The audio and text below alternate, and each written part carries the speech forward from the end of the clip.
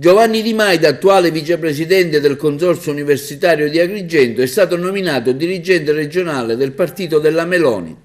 A conferirgli l'importante incarico è stato il coordinatore di Fratelli d'Italia per la Sicilia occidentale, Giampiero Cannella.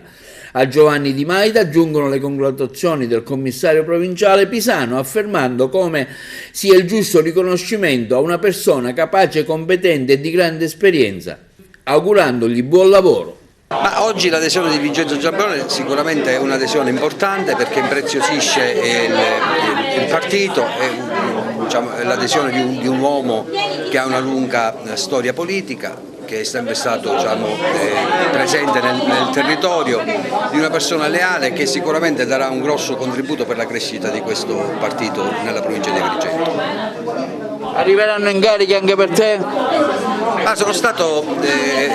Colgo l'occasione per ringraziare la dirigenza regionale, ma il nostro coordinatore provinciale Lillo Pisano per avermi inserito nell'esecutivo regionale di Fratelli d'Italia, un incarico importante che eserciterò nell'interesse non soltanto della nostra provincia ma più generale della regione. La mia specificità è che io oggi mi trovo qui a sostegno di Vincenzo Giambrone, caro amico, e fra l'altro entrando in questa casa di Fratelli d'Italia per me è un ritorno a casa, perché io ero con Alleanza Nazionale, sono stato consigliere comunale e candidato al Parlamento europeo, ma questo mi inorgoglisce perché per me la politica è fatta di uomini e gli uomini fanno grandi partiti. Un plauso va all'amico Lillo Pisano che ha saputo costruire in questi anni questo partito con coerenza, con dignità e con affermazione.